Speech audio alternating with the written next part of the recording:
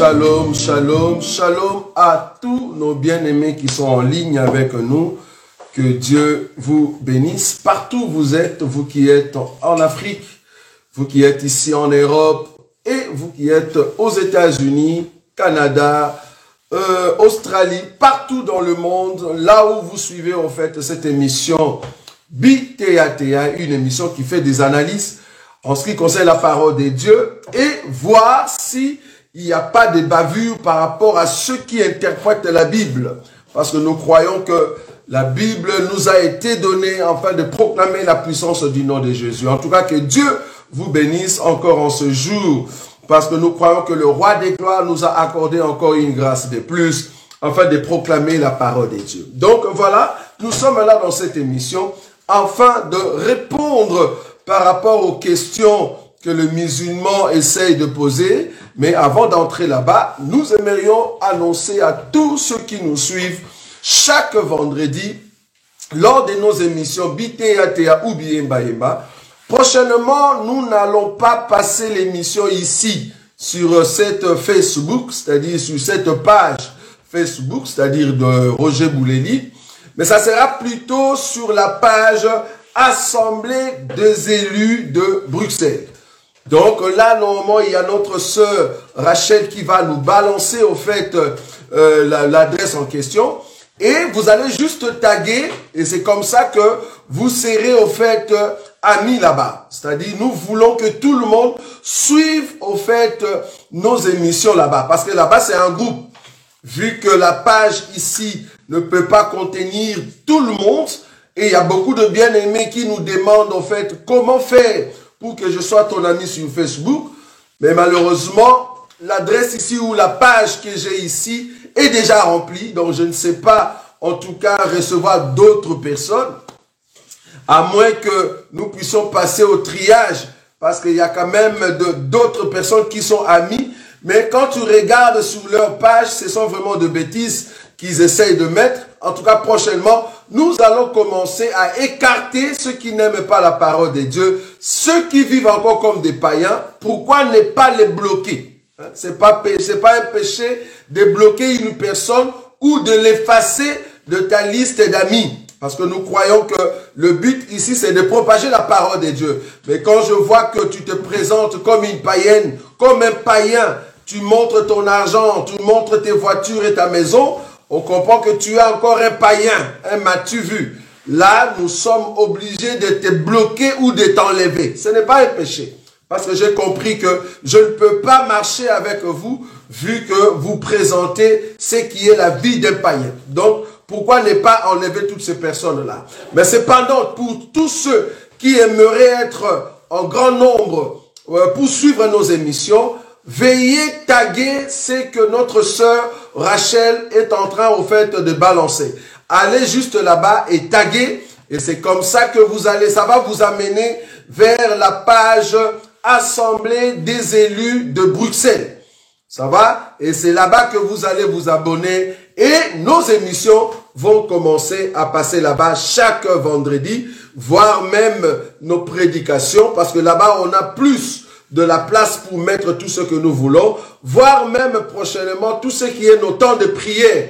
La prière de chaque lundi et la prière de chaque mercredi. Si seulement tout va bien, c'est là-bas que nous allons commencer à faire nos programmes. Ça va? Donc ici, ça sera juste peut-être partagé. Et c'est comme ça que je peux ramener des émissions ici. Mais veuillez en tout cas aller vers notre émission, notre page Assemblée des élus de Bruxelles. C'est là-bas que vous allez vous abonner et suivre nos émissions de chaque semaine. Que Dieu vous bénisse. Aujourd'hui, nous avons sur la table deux questions qui ont été en fait posées à nos frères chrétiens. Ça va, à nos frères chrétiens. Et c'est comme ça que les frères chrétiens n'ont pas pu répondre à cette question. Donc leur réponse n'était pas juste. En tout cas, veuillez partager cette émission, partager ces moments, de moments où ça aide beaucoup de bien-aimés qui sont dans des pays de l'Est, qui sont dans les pays de l'Ouest, dans des pays où il y a beaucoup de musulmans. Et ces gens-là, ils essaient de poser des questions pour vous amener à ne pas croire à ce que vous lisez dans la Bible. Donc c'est juste vous dissuader pour que vous ne soyez pas fort par rapport à ce que vous croyez. Et il y a beaucoup qui tombent dans ces pièges. C'est pas leur faute, c'est parce qu'ils n'ont pas su suivre un bon enseignement auprès de leur soi-disant pasteur. Parce que les pasteurs présentent toujours tout ce qui est matériel, tout ce qui est du monde. Ils présentent des choses qui ne sont pas correctes à la Bible. Et puis du coup, ces musulmans-là, ils vont prendre les erreurs de ces pasteurs-là avec leur façon d'expliquer la Bible. C'est comme ça qu'ils vont ramener. Et du coup, les pasteurs, avec leur faux enseignement, les fidèles aussi ont suivi la même chose. C'est comme ça qu'ils tombent devant de musulmans, devant de gens qui ont en fait une pensée pernicieuse et qui permet à ce que les choses ne marchent pas comme il faut. Même la foi de beaucoup commence à changer. Pourquoi? Parce que ils n'ont pas su répondre à des questions que le musulman leur pose. Alors nous ici, par la grâce de Dieu, nous avons pris de questions que ces musulmans-là ont posées et nous venons ici pour répondre. Comme vous pouvez le remarquer sur la table, la première question, les musulmans ont dit, est-ce que Jésus-Christ est un faux prophète? Pourquoi ils ont dit ça? C'est par rapport à une écriture. Je vais prendre l'écriture en question. Remarquez cette écriture avec nous. Je prends Matthieu chapitre, je prends Matthieu chapitre 26, Matthieu chapitre 26. Je vais commencer à partir du verset, je crois, 30. Remarquez comment est-ce que eux ils vont dans leur pensée. Vous voyez? Comment est-ce que eux ils vont dans leur pensée? Je prends Matthieu chapitre 26, le verset 30 à 31. Après avoir chanté les cantiques, ils se rendirent à la montagne des Oliviers. Alors Jésus leur dit, « Je serai pour vous tous cette nuit une occasion de chute. » Suivez très bien ce que Jésus disait.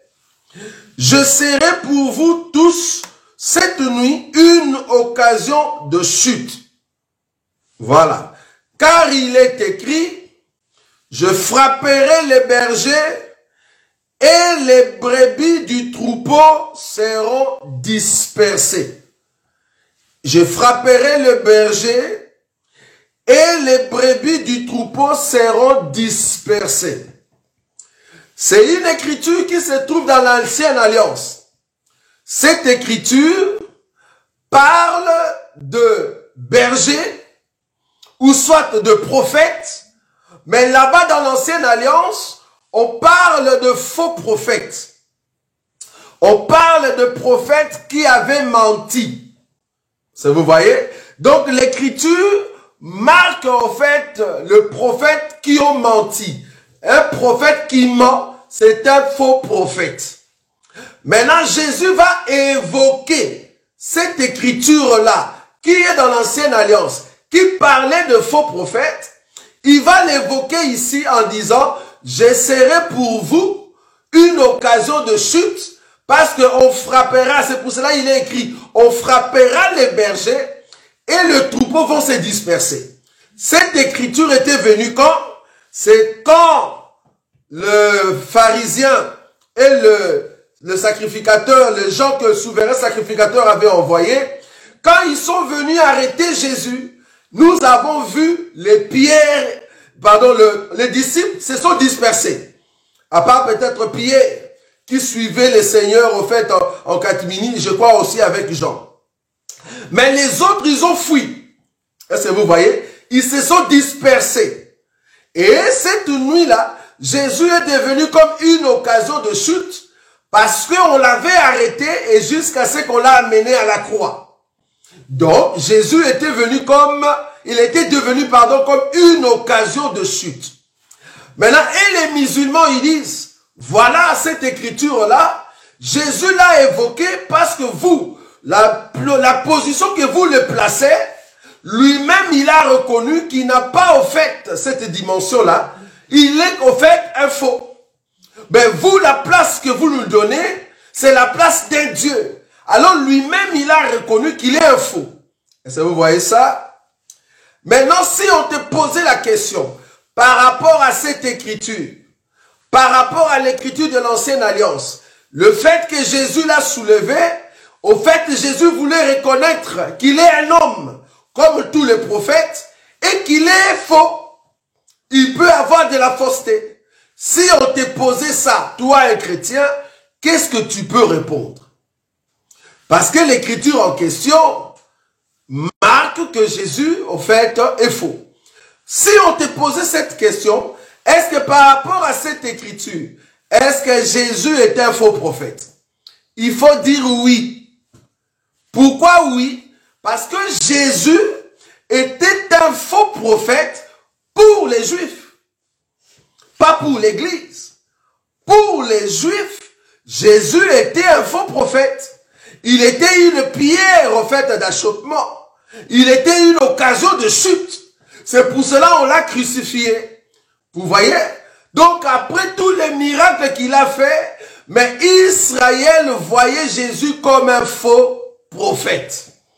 Comment je peux expliquer ça dans la révélation? Si on te posait cette question, si on me posait cette question par rapport à cette écriture, je veux dire oui, Jésus était un faux prophète par rapport à Israël. C'est pour cela qu'il a évoqué cette écriture. Il était un faux prophète. La preuve, la Bible dit, Moïse, le jour qu'il a vu le buisson ardent, là où il s'est trouvé, quand il voulait s'approcher des buissons ardents, la Bible dit ceci, que Moïse, il voulait s'approcher, Dieu lui a dit, ôte tes sandales. Est-ce que vous voyez ça? Ôte tes sandales, parce que les lieux sur lesquels tu te tiens est un lieu très saint. C'est-à-dire est un lieu saint. Or, les lieux saints, c'était au fait la terre d'Israël. Est-ce que vous voyez? Je ne sais pas si tu comprends là où j'explique. Donc, Moïse, qui monte, qui vient là où s'est trouvé les buissons ardents, et que Dieu parlait par les buissons ardents, le territoire en question est devenu saint. C'est pour cela que Moïse doit ôter les sandales. Ce territoire-là n'est rien d'autre que la terre d'Israël. Et les buissons ardents représentent Dieu, représentent l'arche de l'alliance qui était présent au sein d'Israël. Quand Dieu est présent, la terre est sainte. Je ne sais pas si tu vois ça. Donc quand Dieu est présent, la terre est sainte et Dieu parle par le biais du buisson ardent. En d'autres termes, Dieu parle dans les corps du buisson ardent, c'est-à-dire la nuée. Est-ce que vous voyez ça? La présence de l'arche de l'alliance, la présence du buisson ardent fait que la terre devient sainte, c'est-à-dire la terre d'Israël. Mais cependant, il faut qu'il y ait un temps. Dans les temps, il faut que Dieu dise à Moïse, prends les bâtons que tu as à la main, jette-les. Jette-les au fait sur la terre sainte et que les bâtons deviennent au fait, un serpent. Vous voyez?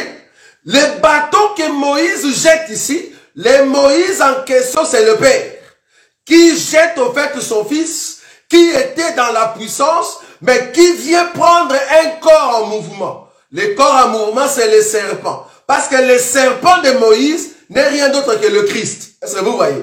Alors, la Bible dit que quand Moïse a jeté les bâtons, et que le bâton est tombé par terre sur la terre sainte, le bâton est devenu un serpent. En d'autres termes, un corps en mouvement. Mais remarquez le mouvement de Moïse. Moïse fouillait les serpents.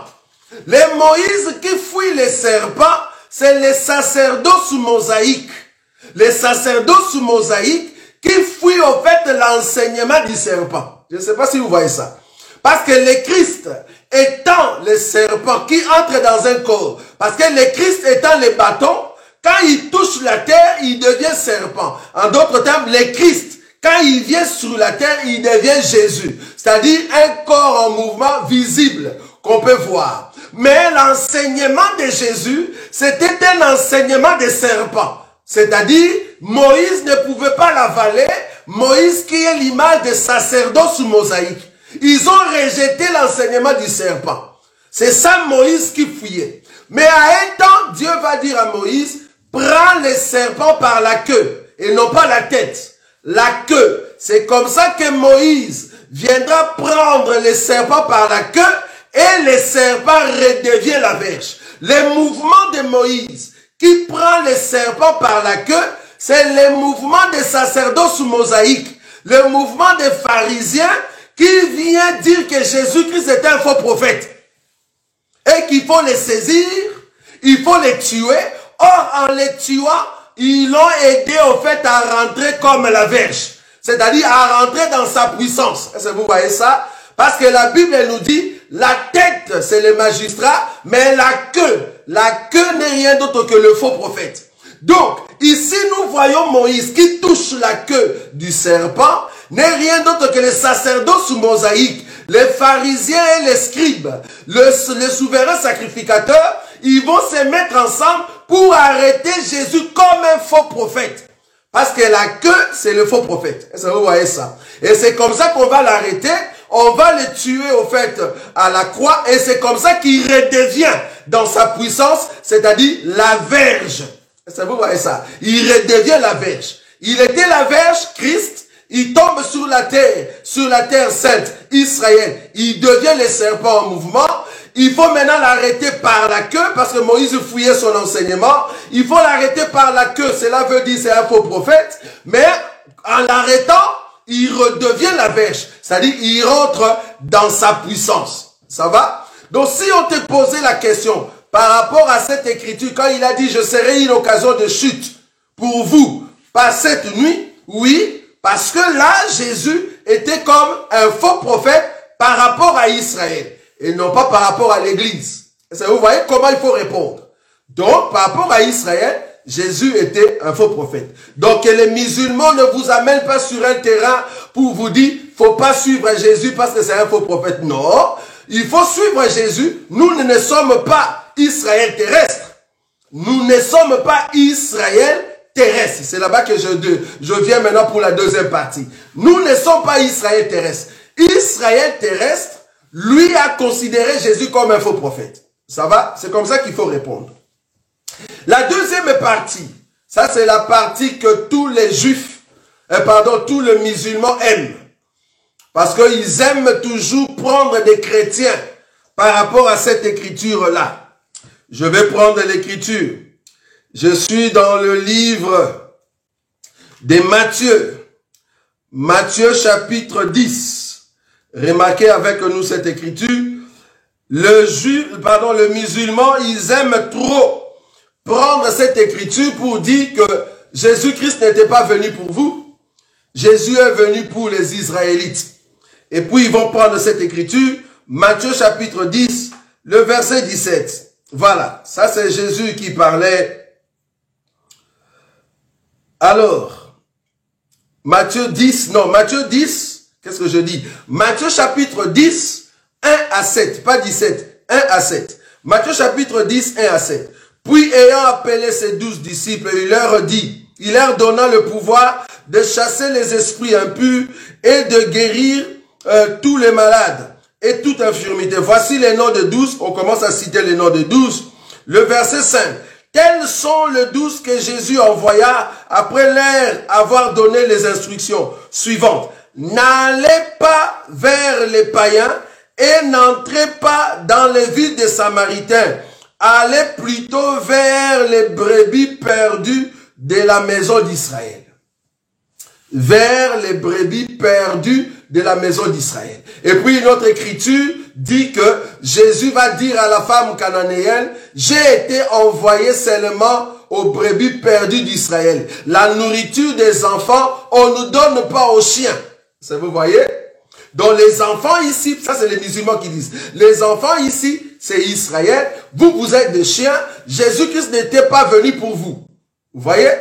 C'est que, et ils oublient, tout ce que Jésus disait, c'était pour accomplir la loi. La parole qu'il a utilisée, j'étais envoyé que pour la brebis perdue d'Israël. Avant de donner cette connotation-là, vous qui êtes des musulmans, il faut rentrer dans la loi, là où cette écriture a été prononcée. Vous voyez? Les langages des brebis perdues, là où cela a été prononcé, pour que Jésus vienne comme les prophètes qui vient sauver les brebis perdues d'Israël. Et deuxièmement, il faut définir les termes Israël. Parce que par la descendance d'Abraham, par la descendance d'Isaac, par la descendance de Jacob, nous avons deux postérités. La postérité du ciel et la postérité de la terre. En d'autres termes, Israël céleste et Israël terrestre. Donc si Jésus vient pour sauver les brebis perdues d'Israël, il faut te demander, il s'agit de quel Israël? Et qui sont les brebis perdus? Pourquoi ils sont perdus? Vous voyez ça? Maintenant, si tu rentres là où l'écriture a été évoquée, je prends maintenant le livre de Jérémie. Remarquez, c'est là-bas que cette écriture a été évoquée. Votre téléphone n'aura plus de stockage. C'est comme ça que tu verras en fait la pensée de cette écriture. Remarquez, la Bible dit ceci. Je suis dans le livre de Jérémie. Jérémie chapitre combien? Je vais prendre une écriture ici rapidement. Jérémie chapitre 50. Jérémie chapitre 50. Je prends le verset 4 et je descends. Remarquez, je prends le verset 4 et je descends. Je vais sauter un peu d'autres versets. Remarquez, Jérémie chapitre 50, le verset 4. En ce jour, en ces temps-là, dit l'Éternel, les enfants d'Israël et les enfants de Juda reviendront ensemble. Ils marcheront en pleurant et ils chercheront l'Éternel, leur Dieu. Ils s'informeront du chemin de Sion. Ils tourneront vers elle leurs regards. Venez, attachez-vous à l'Éternel par une alliance éternelle qui ne soit jamais oubliée. Donc il faut que ça soit une alliance éternelle. Quand Dieu viendra pour sauver les brebis perdues d'Israël. Donc il y aura une alliance éternelle. Remarquez comment je descends. Le verset 6.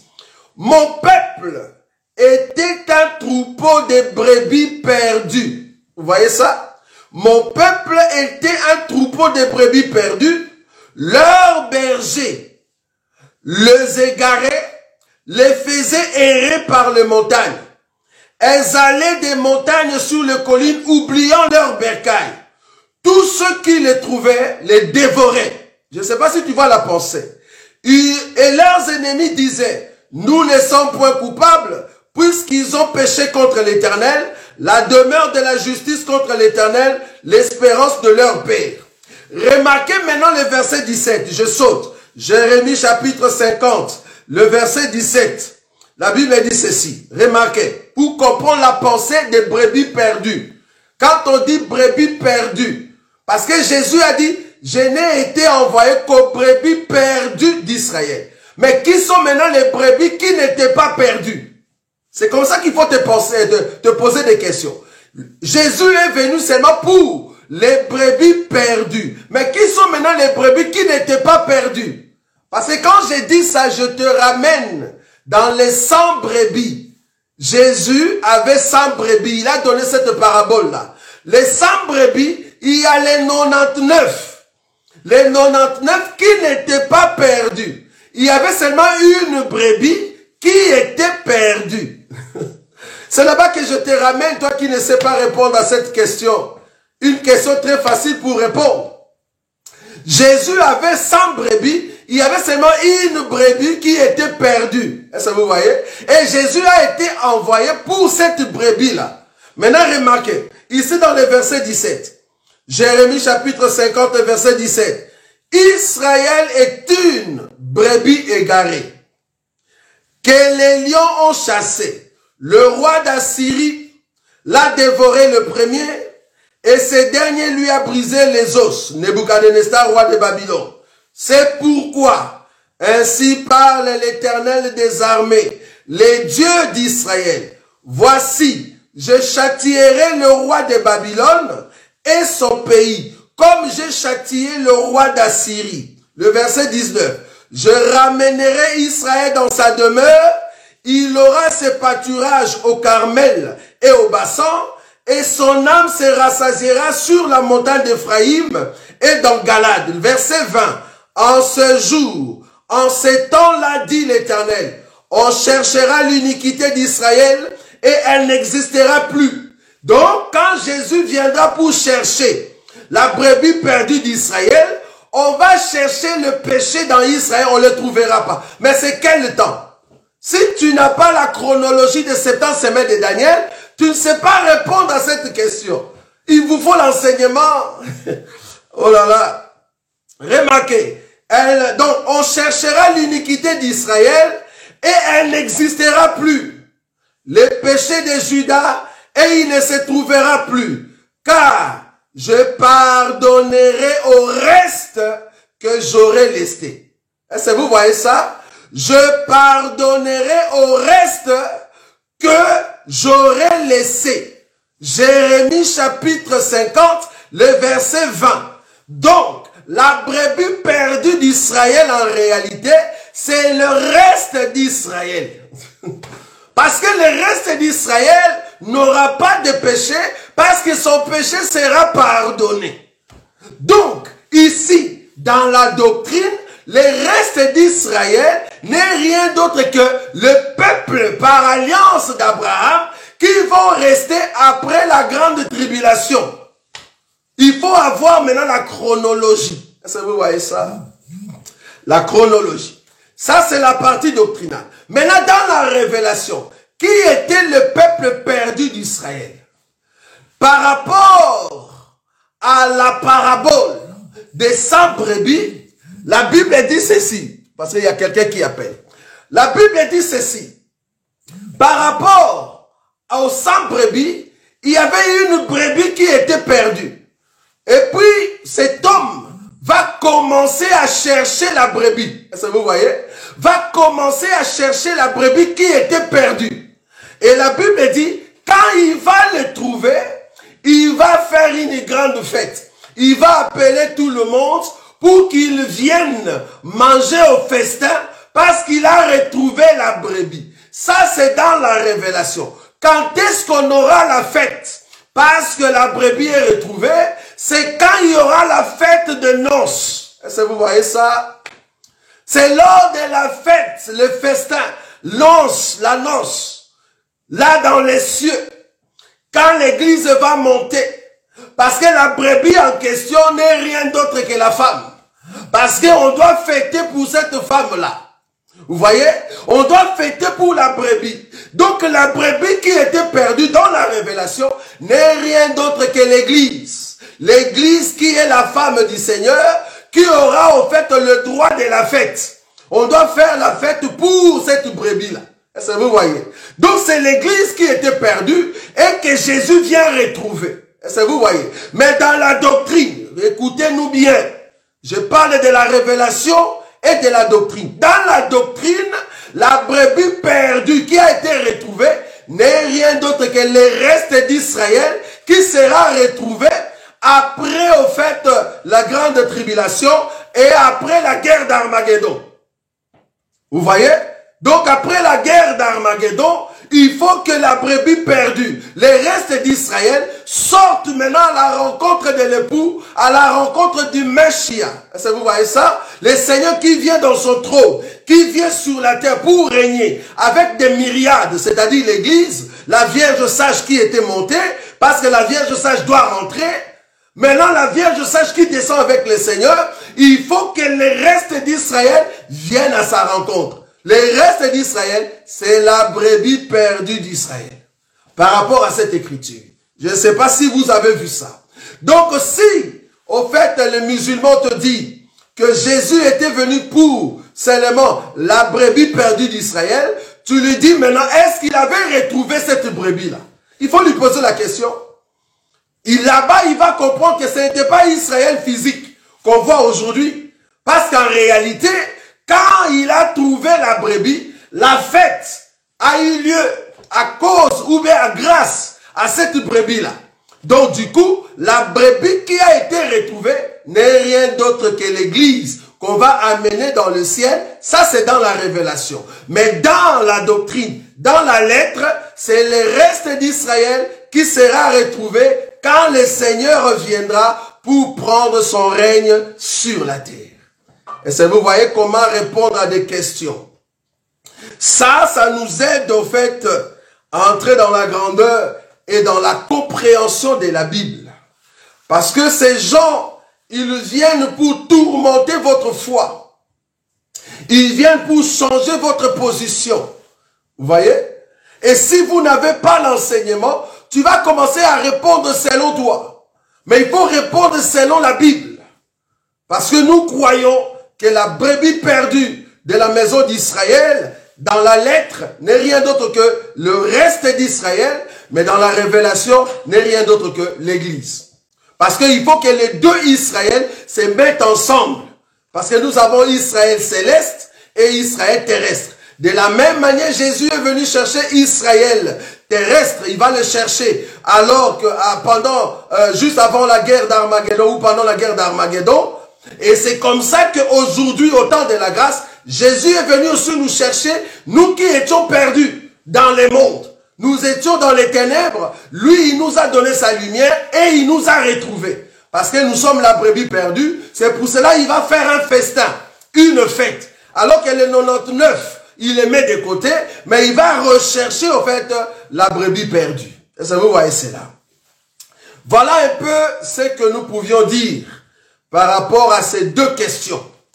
Il faut comprendre que nos émissions, ce sont des émissions qui vous aident à bien comprendre la Bible, à bien comprendre la profondeur de la Bible, pour faire face à des personnes comme des musulmans qui viendront toujours pour vous amener sur un terrain vraiment dérouté. Et si tu n'as pas l'enseignement, tu te dis, ah, je suis perdu. Alors que tu n'es pas perdu. Par exemple, prochainement, je viendrai avec la question de savoir, entre Mahomet et Jésus, qui sera le roi éternel? Entre Mahomet et Jésus, qui sera le roi éternel? Qui va sauver son peuple? Est-ce que vous voyez ça? Qui va sauver son peuple? J'ai vu même des questions du genre, est-ce qu'il y a une écriture dans la Bible, là où on a dit, les chrétiens iront au ciel? Mais si l'écriture n'est pas noir sur blanc, les chrétiens iront au ciel, mais du moins la pensée de ceux qui sont comme Christ vont aller au ciel, nous l'avons. Nous l'avons. Est-ce que vous voyez ça? Donc prochainement, je viendrai ici, je vais démontrer que entre Mahomet et Jésus, qui sera le roi éternel? Je vais les démontrer dans les Corans. Je ne viendrai pas ici seulement avec la Bible. Je vais démontrer dans les Corans que ça sera Jésus. Même les Corans reconnaissent que c'est Jésus qui est le roi éternel. C'est Jésus qui va régner et c'est Jésus qui va vaincre au fait la bête. Il va vaincre la bête. Dans les Corans.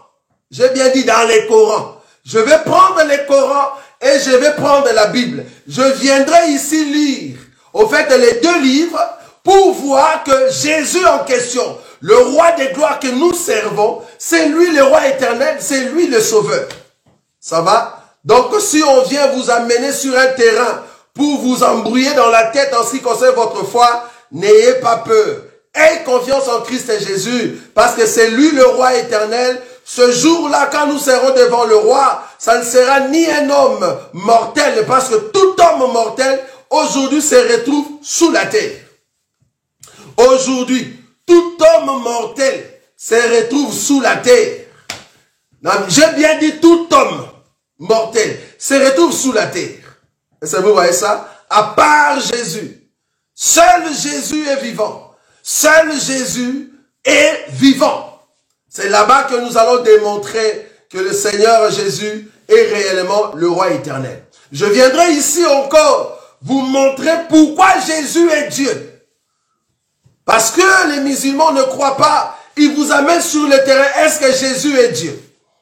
Est-ce que Jésus est le Fils de Dieu? Entre les deux termes, cela veut dire quoi? Parce que j'ai déjà expliqué, est-ce que Jésus est le fils de Marie? Ça, j'ai déjà expliqué. Maintenant, je veux essayer de répondre à la question, est-ce que Jésus est Dieu ou bien il est fils de Dieu? Parce que s'il est fils de Dieu, donc il n'est pas Dieu. Parce que ton fils, c'est pas toi. Ça vous voyez? Donc ici, je viendrai démontrer que le Dieu en question est devenu fils. C'est comme ça que je vais démontrer, parce que eux, en fait, ils définissent fils en français.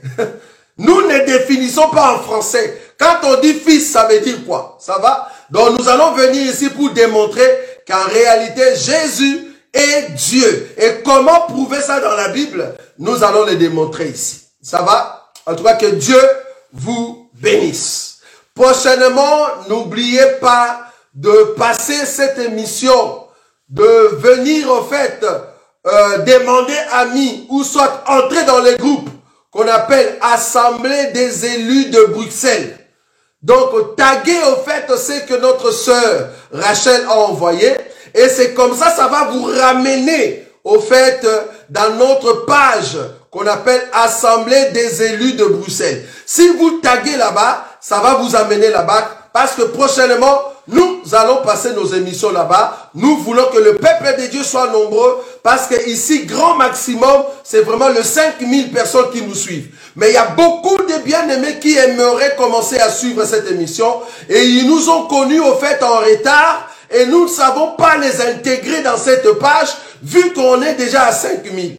C'est pour cela que nous avons créé la page qui peut aller plus loin, plus grand, avec un grand nombre de personnes. Allez plutôt là-bas et essayez de demander amis, et c'est comme ça que vous serez parmi le bien-aimé des assemblées de Bruxelles. Ça va, assemblée des élus de Bruxelles. Donc voilà ce qui était notre émission d'aujourd'hui, et nous croyons que prochainement, le roi des gloires nous donnera encore la force de continuer dans ces émissions qui édifient le peuple de Dieu et qui prépare l'épouse à rentrer à la maison. En tout cas, que Dieu vous bénisse. Nous ne manquerons pas de nous rencontrer encore ici prochainement. Les dimanches, nous sommes en ligne.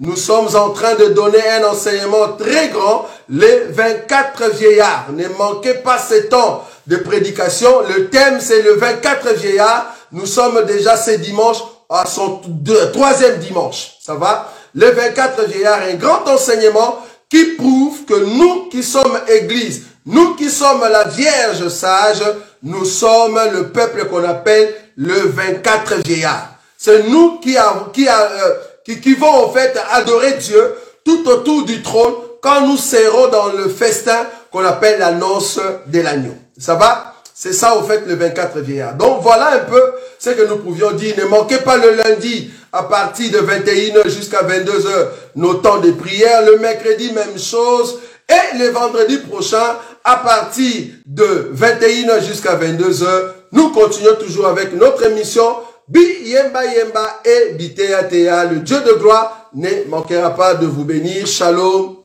shalom, shalom. Que le Seigneur vous bénisse. Merci beaucoup.